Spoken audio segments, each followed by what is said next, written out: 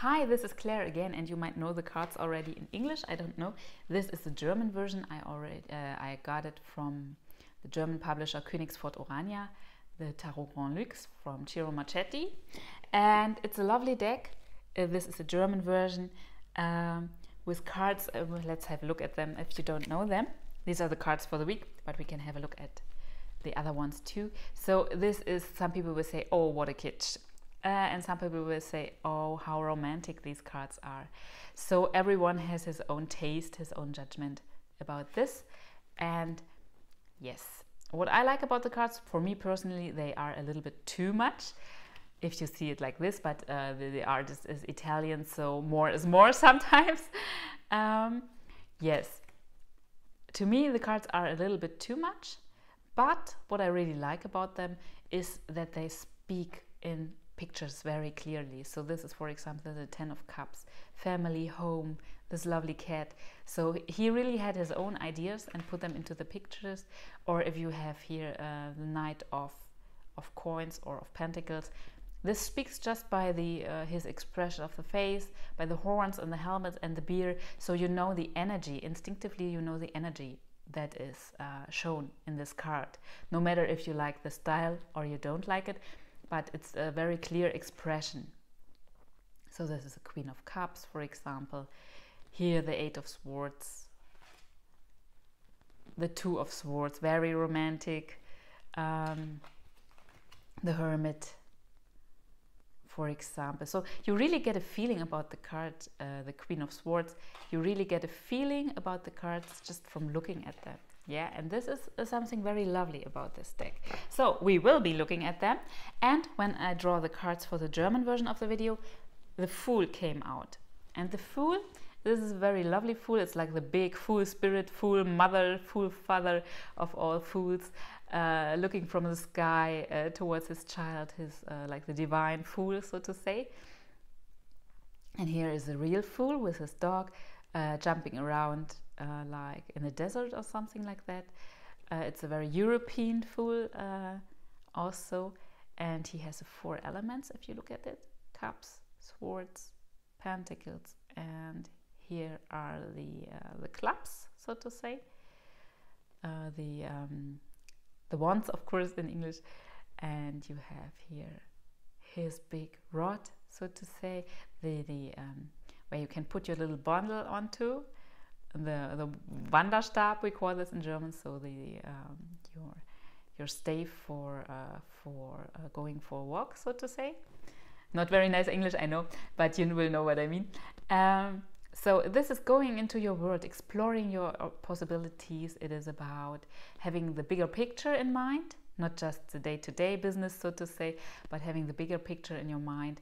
And it's a really lovely card for everyone who wants to approach more freedom in his life, in any layer of your life, so to say. It's not just about the big things. Sometimes these are small things, but to you, they are very important and liberating, yeah?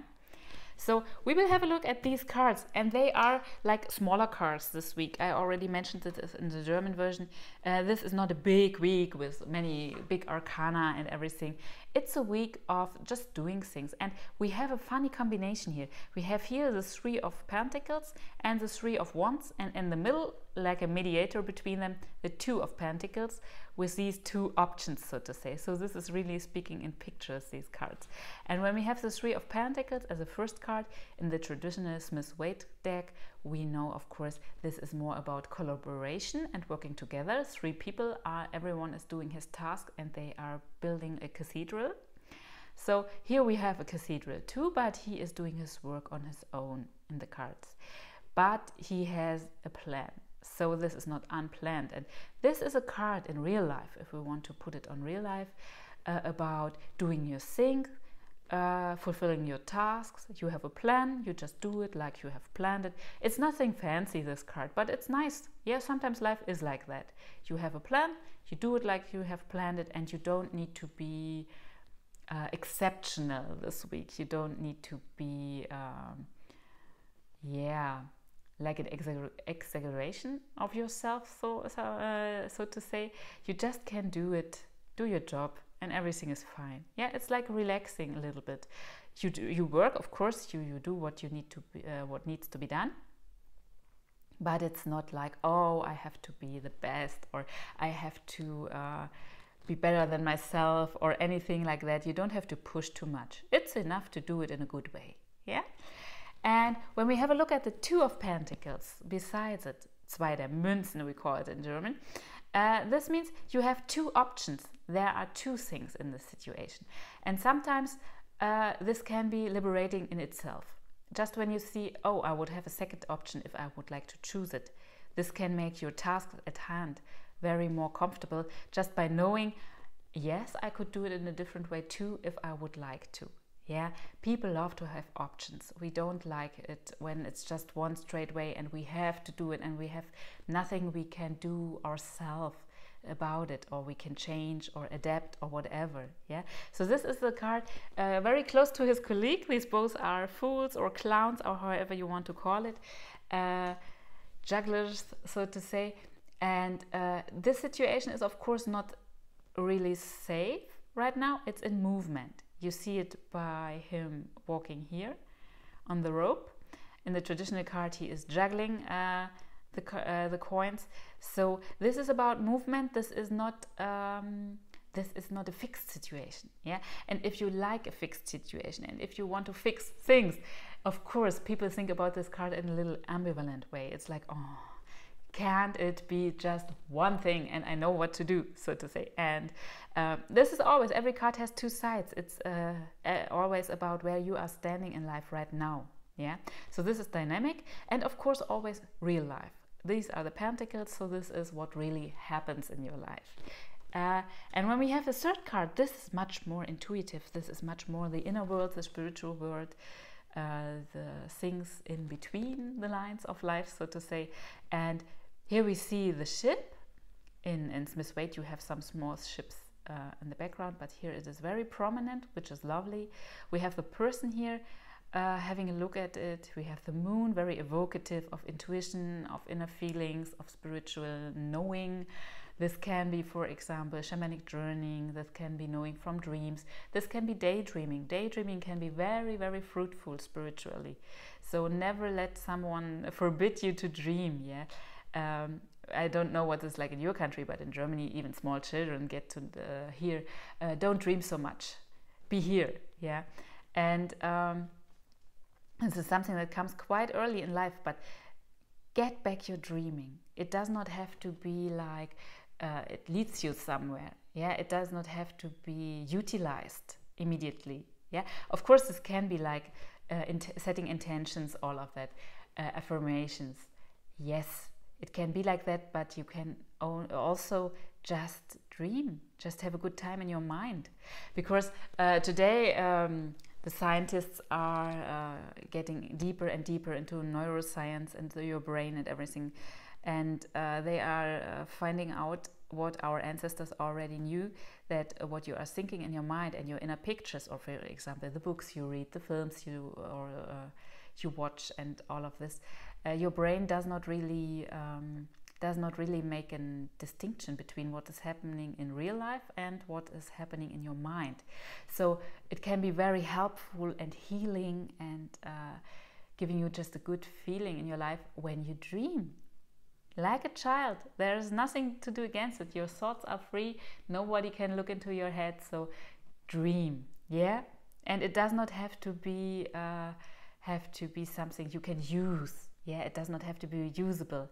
It can be just for yourself, for your lovely mind, so to say, your mind garden. Yeah.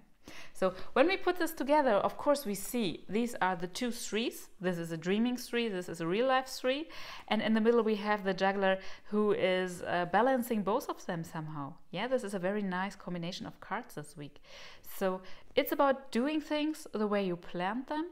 It's about finding balance also towards your dream self, to the inner spheres, to everything that often cannot be told by words, really.